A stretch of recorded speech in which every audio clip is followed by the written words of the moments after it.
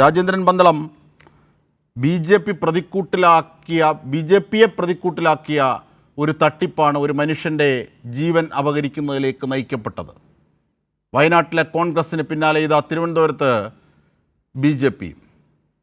മാത്രമല്ല, ഇത് ചോദ്യം ചെയ്യുന്ന കൈരളി അടക്കമുള്ളവരോട് തട്ടിക്കയറുന്നു. പ്രത്യേകിച്ച് കൈരളിയുടെ വനിതാ മാധ്യമ പ്രവർത്തകയോട് നീ ചോദ്യം ചോദിക്കണ്ട എന്നാണ് ആക്രോശിച്ചത് രാജീവ് ചന്ദ്രശേഖർ.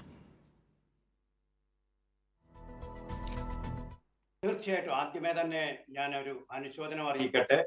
അതായത് തിരുമലയുടെ വാർഡ് കൗൺസിലറായിട്ടുള്ള 55 വയസ്സ് മാത്രം പ്രായമുള്ള ചുറുചുറുക്കുള്ള ആ കൗൺസിലറുടെ BJP നേതാവ് കൂടിയായിരുന്ന അദ്ദേഹത്തിന്റെ ദേഹവിയോഗത്തിൽ എൻ്റെ ദുഃഖം ആ കുടുംബത്തെ അറിയിക്കുകയാണ്.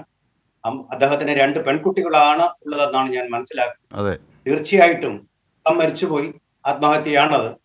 BJPയുടെ വാർഡ് ഓഫീസിൽ വെച്ച് തന്നെയാണ് ആത്മഹത്യ നടന്നത്. തീർച്ചയായിട്ടും നമ്മൾ അദ്ദേഹത്തിന്റെ ചിതയടങ്ങും മുമ്പേ ഒരു ചർച്ച ചെയ്യേണ്ടി വരുന്നത് ദൗർഭാഗ്യകരമാണ്. പക്ഷെ മാധ്യമ പ്രവർത്തകരെന്ന നിലയിൽ നമുക്കത് വേണ്ടി വരും.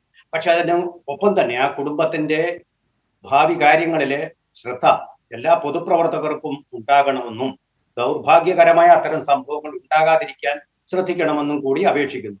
ഇവിടെ അജിംഷാദെ, എനിക്ക് ഓർമ്മ വരുന്നത് ആൽബർട്ട് ഐൻസ്റ്റീൻ മഹാത്മാഗാന്ധിയെ കുറിച്ച് പറഞ്ഞ ആ ഒരു ലോകപ്രസിദ്ധമായ വിശ്രുതമായ വാക്യമാണ്. അതായത് ഇങ്ങനെ ഒരു മനുഷ്യൻ ഈ ഭൂമുഖത്ത് ജീവിച്ചിരുന്നു എന്ന് മനുഷ്യൻ മജ്ജയും മാംസവും ഏന്തി ഇതുവഴിയെ നടന്നു പോയെന്ന് വരും തലമുറ വിശ്വസിക്കില്ല. പറയൂ, താങ്കൾ ഐൻസ്റ്റീനെ പറയാതെ ഇതിലേക്ക്. അതെ, അത് തന്നെയാണ് ഇങ്ങനൊരു മനുഷ്യനെ കുറിച്ച്. അതായത് ഇപ്പൊ മരിച്ച തിരുമല വാർഡ് കൗൺസിലറെ കുറിച്ച് എനിക്ക് തോന്നുന്നു. സാധാരണഗതിയിൽ നിക്ഷേപകർ ആത്മഹത്യ ചെയ്യും, അപ്പോഴും അപാരമായ തൊലിക്കട്ടിയോടുകൂടി അവരുടെ നിക്ഷേപങ്ങൾ മടക്കി കൊടുക്കാതെ ഞങ്ങൾക്കൊന്നും അറിയില്ല എന്നുള്ള പല തരത്തിലുള്ള അസാധാരണമായ വ്യാഖ്യാന പാടവം കൊണ്ട് നിൽക്കുന്ന രാഷ്ട്രീയക്കാരെയാണ് നമ്മൾ കണ്ടിട്ടുള്ളത്. ഇവിടെ നിക്ഷേപകർക്ക് പണം തിരിച്ചു കൊടുക്കാൻ കഴിയാത്തതിനുള്ള ദുഃഖം കൊണ്ട് സ്വയം ജീവൻ ഒടുക്കിയ ഒരു കൗൺസിലർ, അത് വ്യത്യസ്തമായ വേറിട്ട ഒരു രാഷ്ട്രീയക്കാരനാണ്. ഇങ്ങനൊരു ചരിത്രം കേരളത്തിന്റെ ചരിത്രത്തിൽ ഇങ്ങനെ സംഭവിച്ചിട്ടില്ല. ഇങ്ങനൊരു ആത്മഹത്യ, നിക്ഷേപകർ ആത്മഹത്യ. NM വിജയനുണ്ട്, നിരവധി പേരുണ്ട്, എണ്ണിയാൽ തീരാത്ത പേരുകളുണ്ട്. താങ്കൾ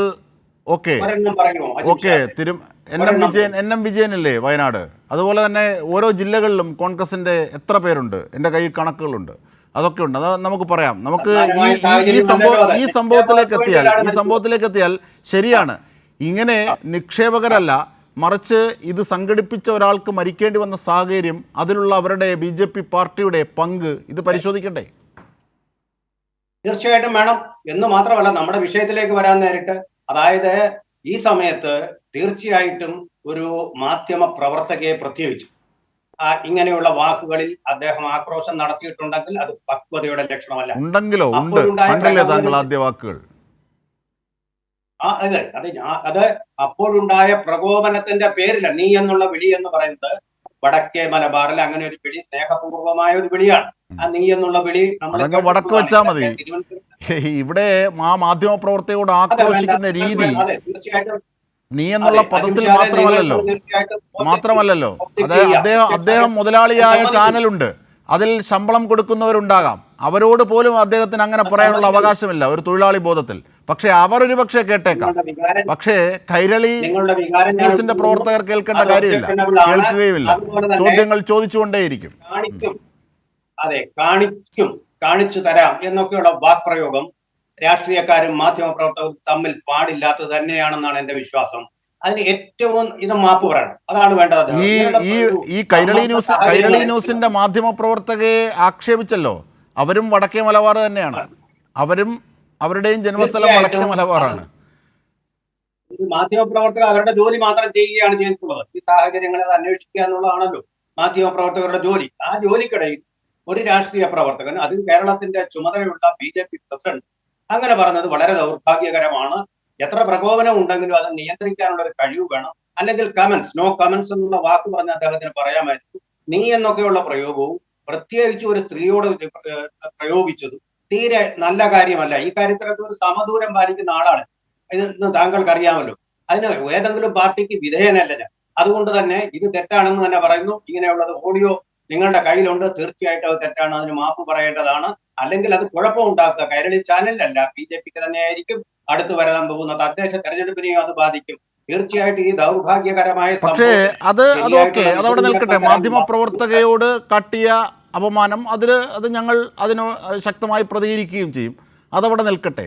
പക്ഷേ എന്തുകൊണ്ടാണ് ഈ രാജീവ് ചന്ദ്രശേഖർ ഇതുമായി ബന്ധപ്പെട്ട ചോദ്യങ്ങളിൽ ഈ തിരുമല അനിൽ ആത്മഹത്യ ചെയ്തതുമായി ബന്ധപ്പെട്ട കാര്യങ്ങളിലുള്ള BJPയുടെ റോളിനെ സംബന്ധിച്ച് ചോദിക്കുമ്പോൾ ഉത്തരം മുട്ടുമ്പോഴല്ലേ അത്തരത്തിൽ കൊഞ്ഞണം കുത്തലെത്തുന്നത്? അവിടെ എന്താണ് രാജീവ് ചന്ദ്രശേഖരനും BJPക്കും മറച്ചു വെക്കാനുള്ളത്? താങ്കൾ അതിനെ ലളിതവൽക്കരിച്ച് മറ്റൊരു ദിശയിലേക്ക് കൊണ്ടുപോകരുത്. ഒരു ലളിതവൽക്കരണവും ഇല്ലാതെ തീർച്ചയായിട്ടും BJP വിശദീകരിക്കണം. അവരുടെ ഒരു വാർഡ് കൗൺസിലറാണ്, താങ്കൾ പറഞ്ഞ പോലെ അവരുടെ ഒരു പ്രവർത്തകനാണ്. രണ്ടാമത്തെ തവണയാണ് അദ്ദേഹം കൗൺസിലർ ആവുന്നത്. അതുപോലെ തന്നെ കോർപ്പറേഷനിലെ ഡെപ്യൂട്ടി സ്പീക്കറുമായിരുന്നു അദ്ദേഹം. അപ്പൊ അങ്ങനെയുള്ള സ്ഥാനങ്ങൾ അലങ്കരിച്ച ഒരാളിന് ആത്മഹത്യ ചെയ്യേണ്ടി വന്ന സാഹചര്യം തീർച്ചയായിട്ടും BJP അറിഞ്ഞിരിക്കും. അവരറിഞ്ഞിരിക്കുന്ന കാര്യങ്ങൾ വിശദീകരിക്കണം. തീർച്ചയായിട്ടും കോർപ്പറേഷൻ മേയർ ആര്യ രാജേന്ദ്രൻ പറഞ്ഞിട്ടുണ്ട്, ഇത് സംബന്ധിച്ച് ചില പ്രശ്നങ്ങൾ ഉണ്ടായിട്ടുണ്ട്, പ്രയാസങ്ങൾ നേരിട്ട് പറഞ്ഞിട്ടുണ്ട്. അതും വിശദീകരിക്കേണ്ടതാണ്. എന്തായാലും ദൗർഭാഗ്യകരമായ ഈ ഒരു മരണം നടന്നത് തീർച്ചയായിട്ടും അല്ല, ദൗർഭാഗ്യകരമല്ല രാജേന്ദ്രൻ മന്ദള. നമുക്ക് ചർച്ചയുടെ വഴിയെ നമുക്കത് മനസ്സിലാവും. ദൗർഭാഗ്യകരമല്ല, ഇത് ബോധപൂർവം ചില നേതാക്കന്മാർ ചേർന്ന് പറ്റിച്ചാണ്. 35 ലക്ഷം വീതം എടുത്തിട്ടുണ്ട്. തെരഞ്ഞെടുപ്പും പ്രചരണവും ഒക്കെയായി ഈ BJP നേതാക്കൾ ആ പാവത്തിൻ്റെ അടുത്ത് പോയി പൈസ വസൂലാക്കിയെടുത്ത് തിരിച്ച് അത് അടയ്ക്കാതിരിക്കുന്ന ഒരു സാഹചര്യം ഉണ്ടാകുന്നു. 11 കോടിയുടെ ആസ്തിയുള്ള സ്ഥാപനമാണ്, പക്ഷേ 6 കോടി കടം വരുന്നു. അദ്ദേഹത്തിന് ജീവൻ കളയേണ്ടി വന്ന സാഹചര്യം അവിടെയാണ് സൃഷ്ടിക്കപ്പെട്ടത്.